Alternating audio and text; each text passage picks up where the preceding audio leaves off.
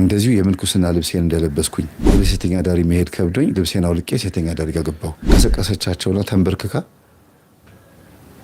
እኛ ወደ እናንተ ልንመጣ ስንናፍቅ እናንተ ይህንን ልብስ በፌስታል ይዛችሁ ከኛ ጋር ትተኛላችሁ? መናገር እኮ የሚከብደኝ አንዳንድ ቀን። ዚግዛግ ቲዩብ መንኩሰው ግን ከምንኩስና የሸፈቱ ናቸው። መነኩሴ ነበርኩ፣ 5 ዓመት መንኩሻለሁ። 10 ዓመት ደግሞ ከምንኩስና ወጥቼ ዱርዬና አጭበርባሪ ዘማዊ ሆኜ ኖሬያለሁ። እና እንደዚሁ የምንኩስና ልብሴን እንደለበስኩኝ ወደ ሴተኛ ዳሪ መሄድ ከብዶኝ ልብሴን አውልቄ ሴተኛ ዳሪ ጋር ገባሁ። እንቅልፍ ጥሎኝ ስተኛ ፌስታል ውስጥ ያዝኩት ምን እንደሆነ አውጥታ አይታ መናገር እኮ የሚከብደኝ አንዳንድ ቀን። ልብሱን ለበሰችውና የምንኩስና ልብሴን ለበሰችውና አሉ ከእንቅልፍ ቀሰቀሰችኝ አሉ። እንግዲህ የሴተኛ ዳሪ ቤት ታውቃላችሁ፣ እንደዚህ አረቄ ምናምን የሚሸጡ ሴቶች በጣም ጠባብና ትንሽዬ ቤት ነው። ላልጋና ለቁጭ ለምትልበት ቦታ ብቻ ነው የሚኖራት። እያለቀሱ ነው የሚነግሩኝ። በነገራችን ላይ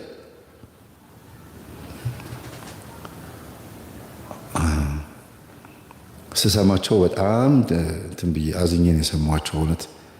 እና ልብሳቸውን ለበሰች፣ ቀሰቀሰቻቸውና ተንበርክካ እኛ ወደ እናንተ ልንመጣ ስንናፍቅ እናንተ ይህንን ልብስ በፌስታል ይዛችሁ ከኛ ጋር ትተኛላችሁ? ይሄን ልብስ እኔ ለብሼ እርሶን እለምኖታለሁ፣ ከቻሉ እባክዎትን ይህንን ልብስ እንደለበሱ ወደ ገዳም ይግቡ። አሁኑን ከኔ ቤት ሲወጡ ልብሱን ለብሰውት መውጣት አለቦት። ሕሊናዎት እንዲወቅሱትና ኃጢአተኝነት ስሜት እንዲሰማዎት እለምኖታለሁ ተንበርክካ። ካልቻሉ ግን እንደዚሁ እርሶ እንደለበሱ ደግሞ እኔ እንደዚህ እንደለበስኩኝ ወደ ገዳም ይወስዱኝ አለቻቸው። በስመ አብ ወወልድ ወመንፈስ ቅዱስ ብለው ካልጋ ቶሎ ልብሳቸውን ለበሱ። ከዛ በኋላ በግንባራቸው ተደፍተው ጌታ ኢየሱስ ክርስቶስ ሆይ ምን አይነቷን ያመጣህብኝ? ምን ውስጥ ነው የገባሁት? ይሄ የሴተኛ ዳሪ ቤት ነው? ሌሊት ከኔ ጋር ስትላፊ ያደረችው ልጅ ናት እንደዚህ የምትለኝ? በዚች ልጅ ልብ ውስጥ ገብተህ መከርክኝ? በዝሙት ካስደሰተችኝ ሴት ጋር ሆነ መከርክኝ? አንተ ማትገባበት ቀዳዳ የለም። አንተ ምን አይነት አምላክ ነህ እያሉ የምንኩስና ልብሱንም አልለበሱትም፣ ጫማቸውንም አላደረጉም። እንዳበደ ሰው ወጡ ሄዱ። ሌላ ልብስ አልለበሱም። እንደዛው እንደለበሱ በትራንስፖርትም አልተሳፈሩም። ከአዲስ አበባ ጥግ ለአንድ የሆነ ቤተክርስቲያን ላይ ደርሰው ሄደው እዛ ጥርስም ለ1 ዓመት ከምናምን ያክል የኔ ቢጤ ሆነው ለማኝ ሆነው እየለመኑ ጌታን እየተማጸኑ ይቅር በለኝ እያሉ በለመኑት ሳንቲም የምንኩስና ልብስ ገዝተው እንደገና ገዳም ገቡ። ምን አይነት ልጅ ናት ይቺ ልጅ? ትምህርታችንን ስለምታውቅ ነው አይሮን አላውቅም። ምንድነው የገባት? እሺ እንደዚህ አይነት የገባት ልጅ ከሆነች ለምን ሴተኛ ዳሪ ልጅ አናውቅም። እግዚአብሔር ነው ያናገራት።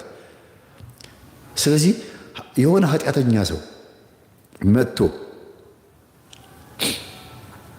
ሲመክራችሁ ወይም ደግሞ ለምን እንደዚህ ታደርጋለህ የሆነ ሐሳብ ሲናገር አንተ መጀመሪያ ለራስ ወቅ፣ ራስን ሳታድነው አይባልም። በእንደዚህ አይነት ሰው ላይ አድሮ እግዚአብሔር መጥቶ ወደ ነበርንበት ማዕረጋችን ይመልሰናል። በማን አንደበት ላይ አድሮ መጥቶ እንደሚመልሰን አናውቀውም። የተማረ መምህር ብቻ፣ የመነኮሱት አባቶች ብቻ ወይም ደግሞ የበቁት አባቶች ወይም ቅዳሴ ላይ ያሉት ቴዎሎጂ የተማረ መምህር ብቻ አይደለም የሚመልሰው። እግዚአብሔር የሚገባበት ቦታ ቀዳዳው ብዙ ነው። መጽሐፍ ቅዱስ ላይ ብዙ ታሪክን ሰምተናል። እንደዚህ ያደረጉ እግዚአብሔርን ያገዙ የእነሱ ሕይወት ሳይለወጥ ሰውን እንዲለውጡ እግዚአብሔር የተጠቀመባቸው።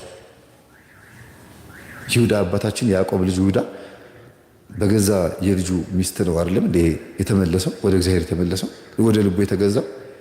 በጣም ብዙ ታሪክ እኮ ማምጣት ይቻላል። ሴተኛ ዳሪዎች የመከሯቸው ዝሙት ሊፈጽሙ ሲመጡ፣ መጠጥ ቤት ሊጠጡ ሲመጡ በጎረምሳ በጥፊ ተመተው የሚመለሱ አሉ እኮ። አባታችን አያሰድቡን፣ ለምን እንደዚህ ይመጣሉ? እዚህ ይሄ ልብስ እዚህ የሚመጣ ነው፣ ሂዱ ከዚህ ምናምን ብሎ ጎትተው ሁሉ የሚያስገቧቸው ጎረምሶች አሉ። ለሃይማኖት ቀናኢ ሆነ፣ ግን እግዚአብሔር ነው በዛ ውስጥ ነው የሚያናግራቸው።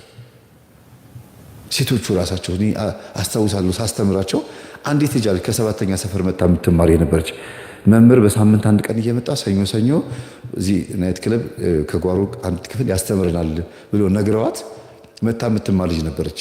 ምን እንዳለች ታውቃላችሁ? መጠጥ ቤት ሊጠጡ አንድ አባት መጥተው ሙልጭ አድርጌ ሰድቤን ያባረርኳቸው። ከዛ ወጥተው ከኛ እዛ ደግሞ ሌላ መጠጥ ቤት ሊገቡ ሲሉ እዛም ገብቼ ውጡ ሂዱ ከዚህ እያልኩ ከዛ መጨረሻ ላይ ነይ እስቲ የኔ ልጅ አሏት። አቤት አለቻቸው። ታውቂኛለሽ አሏት። አዎ አውቆታለሁ። የት ነው የምታውቂኝ? በክርስቶስ አውቆታለሁ አለቻቸው። ገና እኮ እየተማረች ነው የኛን ትምህርት። ገና ከኃጢአቷ እኮ አልተላቀቀችም። ሴተኛ አዳሪነትን የሰራችበት ግን ወንጌል ለመማር ነው የምትመጣው። ባስ ተሳፍራ ታክሲ ተሳፍራ መታ ነው እኔ የማስተምርበት ቦታ ላይ የምትመጣው። በክርስቶስ አውቆታለሁ፣ ሌላ ቦታ የትም አላውቆትም። ይሄ ልብስ እርሶን በደንብ ነው የሚያሳውቁት። እኔ ብቻ ለም ሁሉም ያውቆታል። ምን መነኩሴ መሆኖት ይታወቃል።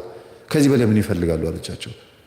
ልጅ እግዚአብሔር ይስጥሽ ተባረኪ ብሎ እጇን ስመዋት ሄዱ እና አጠፋሁ እንዲህ መምህር አለችኝ።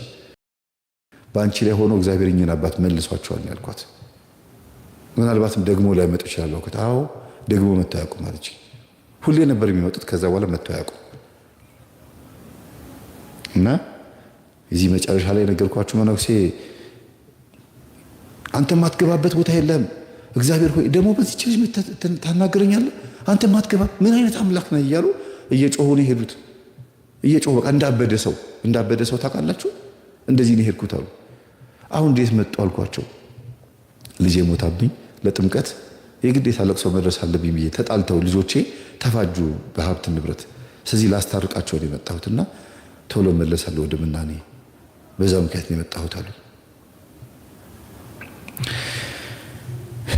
እና አንዳንዴ ቤተሰቦች እንድናገር ማልፈልጋቸውን ገጠመኞች በእንደዚህ አይነት መልኩ የምናገረው በሁለት ምክንያት ነው። አንደኛ እነሱ ከንቱ ውዳሴ እንዳይሆንባቸው የሚታወቁ አባቶች ከሆኑ ማለት ነው። ሁለተኛ ነገር ደግሞ ራሳቸው ቢመሰክሩ ደስ ይለኛል ብዬ ስለማስብ ነው። እኚህን አባት አሁን የህይወት ታሪካቸውን እንዲያቀርቡ ነግሬያቸዋለሁ ከአንድ ሁለት ጊዜ። ግን በምናገርበት ሰዓት አስተማሪ ሊሆን ይችላል፣ ግን ሰው ይሰናከልብኛል ብለው እንዴት እንደሚጸልዩም ቆጥበውብናል፣ ያሳለፉትን ህይወት ቆጥበውብናል። እና እግዚአብሔር ሁላችንንም ይመልሰን። የነበረን ሰዓት የተባረከ ሰዓት እንደነበር ተስፋ አደርጋለሁ። እግዚአብሔር ይስጥልኝ ስላዳመጣችሁኝ። 1431 ሰው ዛሬ በጣም ደስ ይላል። ወደ ነበረው የላይቭ ቁጥራችን ተመልሰናል። እንግዲህ እንደዚህ አባቶችን እጋብዝላቸዋል። በሚቀጥለው ሳምንት ደግሞ አንድ አባት ከአንድ ገዳም ደግሞ እኔ ከሄድኩበት ገዳም እጋብዝላቸዋለሁ። ያስተምሩናል፣ ይመክሩናል። በተለይ የበረሃው ሚስጥር ደራሲ እናት እማሆይ እህተ ማርያም እሳቸውን እጋብዝላቸዋለሁ። ወይም ደግሞ ሌሎችንም አባቶች እናቶችንም ምንኩስና ምናኔ ህይወት በራሳቸው ህይወትና በሌላው ህይወት ምን ይመስላል የሚለውን ለማቅረብ እሞክራለሁ። ህይወታቸው ያስተምራል። የተረጋጋ ህይወት፣ ስክን ያለ በቃ የሆነ ያልተንቀሸቀሸ ማንነት እንዲኖረን የማድረግ ኃይል አላቸው የእነዚህ አባቶች። በተለይ ገድላት፣ ድርሳናት ማንበብ ስለምወድ የተንቀሸቀሸ ነገር አልወድም። የሆነ ፍጥንጥንጥን ያለ ነገር ብዙ ደስ አይልም። ልታይ ማለት በጣም ያስጠላል። ምክንያቱም እንደ አበባ ነን ታይቶ መርገፍ። ይሄ በከንቱ ውዳሴ አብጦ ተነፍቶ ከዛ መተንፈስ፣ ስንተነፍስም ደግሞ በመርፌ የተነካ ፊኛ ይመስል ፈንድቶ መተንፈስ እንዲያውም ይሻላል እኮ አንዳንዴ። መፈንዳት ደግሞ በጥስጥስ ነው የሚያደርገው። ብትንትን ፊኛ ሲፈነዳ እንዴት ነው ትርትር ነው የሚለው አይደል? 4-5 ቦታ ነው የሚከፋፈል። እንደዛ ነው ምን ሆነው እና የእነዚህን አባቶች ቃልና ድምፅ እየሰሙ አለመረበሽ፣ አይምሮን የሚያልፍ ሰላም ተቀብሎ ከክርስቶስ እምነትን ማስጠበቅን የመሰለ ነገር የለም።